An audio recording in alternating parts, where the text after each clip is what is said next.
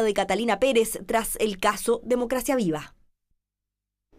Como todos los jueves tenemos mesa de análisis aquí en Tele 13 Noche. Saludamos a Valentina Olivares, Rumbo Colectivo. ¿Cómo estás, Valentina? Muy bien, Álvaro. Muchas Buenas noches, Patricio. Hola. Y Patricio Gajardo, cientista político, también va a estar con nosotros este jueves. Hola, Álvaro, Valentina. Para hablar de la crisis que está viviendo el gobierno con varias acusaciones constitucionales en estudio por parte de la oposición y con dos ministros en la mira. El ministro Montes, el ministro Jackson.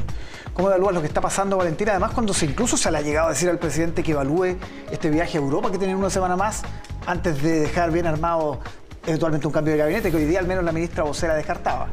A ver, yo creo que hay ciertas atribuciones que solamente corresponden a presidencia. Yo creo que la discusión sobre cambio de gabinete, al menos en el debate público, me parece que hoy día no tiene mucho peso. Creo que siempre es bueno que el Congreso fiscalice a todas y todos los ministros, a todas las reparticiones del Estado, si es que se evalúa pertinente hacer uso de estos instrumentos. Habrá que evaluar su mérito. A mí me parece que hasta el momento no hay antecedentes ni políticos, ni administrativos, ni judiciales como para llevar adelante algo de esas características.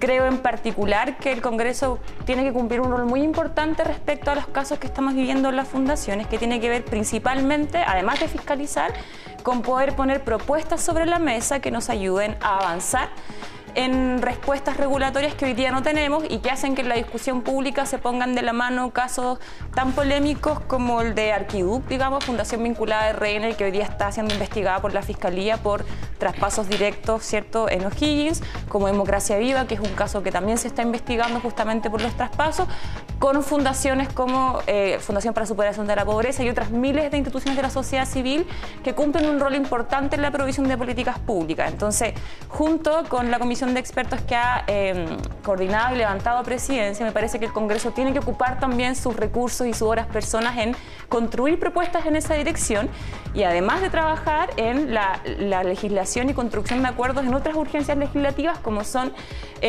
la reforma de pensiones, ¿cierto? Urge aumentar los montos de pensiones y también la reforma tributaria. Entonces creo que son temas que son importantes sobre la mesa, que no implica dejar de lado estas conversaciones, pero de momento me parece que no hay mérito ni condiciones para ese tipo de conversaciones. Patricio, ¿tú eres de los que cree que sí es necesario un golpe de timón, un cambio de gabinete en este caso? A ver, yo creo que son dos cosas distintas. Yo comparto con Valentina que el cambio de gabinete, te diría que en estos momentos como un poco no tiene mucho sentido si no hay una revisión profunda, una autocrítica de parte del gobierno y cambios fuertes, trascendentales, me refiero a definiciones que el gobierno no ha tomado en materia de política económica. No creo que sea viable, dado esta corrupción estructural que estamos viviendo aparentemente como país.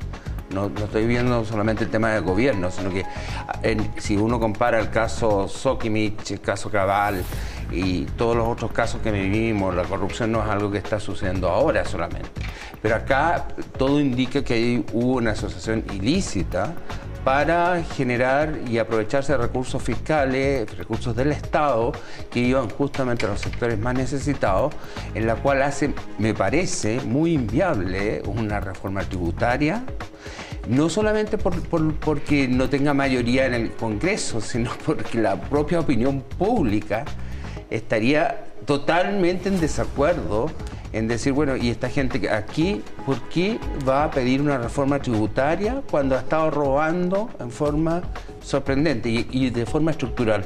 Y creo que en este momento un cambio de gabinete no soluciona nada. Lo que importa es que ojalá se llegue a conocer quiénes, cómo, por qué y cómo se consolida este proceso. ¿Puedo hacer un matiz con Patricio? O sea, a ver, creo que una conversación son las condiciones políticas que puede encontrar o no Hacienda y el Congreso para habilitar en este momento una conversación sobre la reforma tributaria.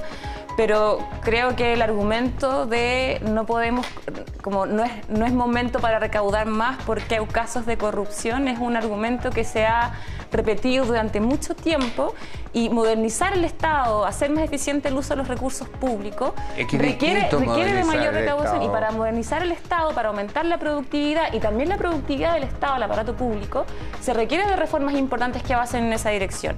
Y tanto la reforma tributaria como la reforma de pensiones, que si bien no remite a una, como son reformas de carácter distinto, son deudas pendientes durante mucho tiempo que producen este tipo de casos que los facilitan, digamos.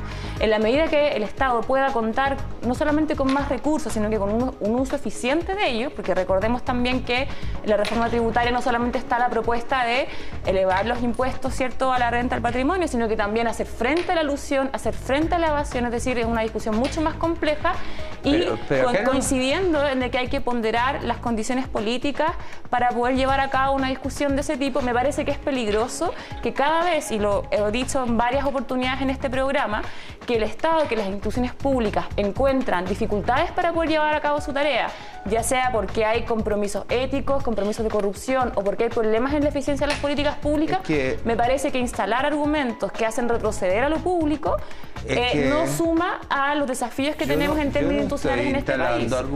Yo sé que tal vez no es tu intención, pero no tengo ninguna intención de eso. Yo lo que estoy haciendo es un diagnóstico de que es inviable porque estamos viviendo una corrupción estructural y la corrupción estructural, a no ser que me demuestren lo contrario, es decir, que esto no es un asunto puntual que partió con Democracia Viva en el norte, que bueno, y que eran 3 o 4 personas de Revolución Democrática. Estructural es algo que tiene que ponderarse de acuerdo a ciertos estándares internacionales, hay que poner la debida atención. No, y me parece que hay que tener un poco más de elementos como de análisis pero sobre la estamos mesa. teniendo, es que ese es el problema, vos, Valentina. Día a día, todos los días, estamos conociendo antecedentes que nos hace, incluso en este taller de análisis político con Álvaro, no saber qué pasa mañana, y es una noticia en desarrollo, que incluso lleva al tema. Yo no le sugeriría, como los republicanos, que el presidente no se vaya a Europa. Yo creo que es bueno que vaya a Europa, creo que ha cometido errores, pero fíjate que esos errores de tener demasiada presencia es porque estamos enfrentando un fenómeno que no habíamos enfrentado en Chile, que es esta corrupción estructural.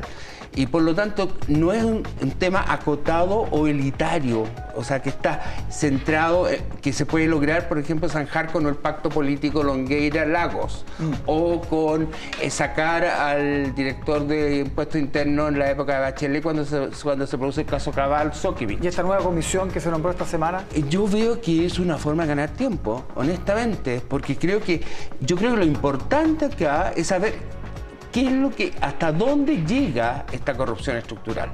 Y a partir de eso, definir política.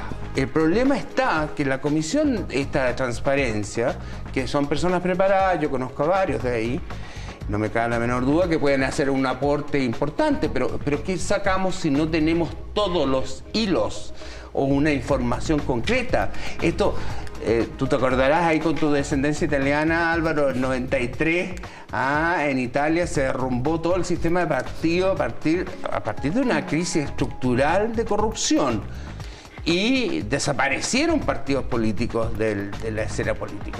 Yo creo que para hablar de corrupción estructural nos faltan antecedentes. Lo que sí, sabemos, lo que hemos visto en los últimos años, Valentina, son 3 focos de conflictos que tienen que ver justamente con debilidades normativas: financiamiento a la política, el caso de las corporaciones municipales y la relación que tiene el Estado con organismos de la sociedad civil que prestan servicio a la ejecución de políticas públicas. Entonces, son vacíos normativos de los cuales que hay que regular y actuar con urgencia, pero me parece que hablar de corrupción estructural de momento es demasiado apresurado, y con esto de ninguna manera quiero poner como un matiz o o limitar la valoración pública sobre este tipo de casos que son muy graves. Nos quedan 30 segundos solamente para saber cómo evalúas la actuación que ha tenido el presidente en este caso, desde que del caiga quien caiga, después a defender a 2 funcionarios, después a retroceder, y sobre todo demasiado expuesto. Hay muchos que dicen por qué el presidente habla casi todos los días de esto.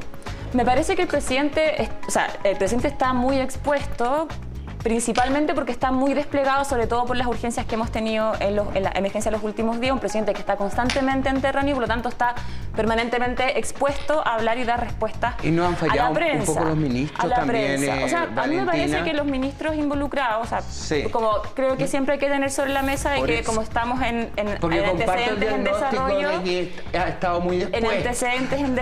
Como estamos frente a antecedentes en desarrollo, creo que siempre hay que dejar un manto para que podamos, ir conociendo mayor información en la medida que se desarrollan las cosas, pero creo que tanto el presidente de la República como el ministro Montes y varios más han tenido un protagonismo que corresponde a la responsabilidad del cargo, que es decir, estar plenamente dispuestos a responder las preguntas a la prensa, poner todos los antecedentes a disposición, pero sí me parece importante respecto de eso, algo que tiene que ver con el análisis que hacemos acá y que es ¿qué es lo que pasa con los últimos gobiernos donde los presidentes y presidentas tienen un liderazgo político muy importante en desmedro de los partidos de distinto índole que efectivamente están atravesando por un momento de debilidad que tiene que ser superado y que tiene larga data? Pato, muy breve. ¿Se sobreexpuso el presidente? Yo creo que se sobreexpuso el presidente, los ministros no han estado a la altura, pero no es por disculparlos. Lo que pasa es que yo creo que estamos frente a una situación inédita. Entonces, estamos frente a una situación inédita con una envergadura también. Yo, a diferencia de Valentina, yo estoy convencido que el diagnóstico va para una corrupción estructural, es decir, que hay muchos grupos que están participando de distintas aristas y que por lo tanto se ha transformado en una forma de obtener ganancias a través de la política. Y por lo tanto es natural que también el gobierno, enfrentándose a un fenómeno no conocido en términos generales, esté actuando con una sobreexposición del presidente. Álvaro, me permite un segundito. Sí.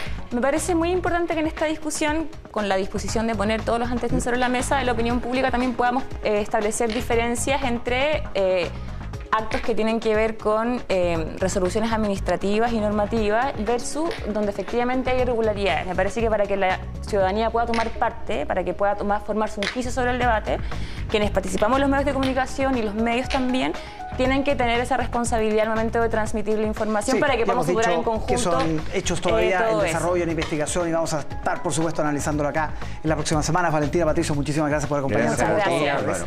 Que esté muy bien. Hasta luego. Hacemos una pausa. Hay más Tele 13.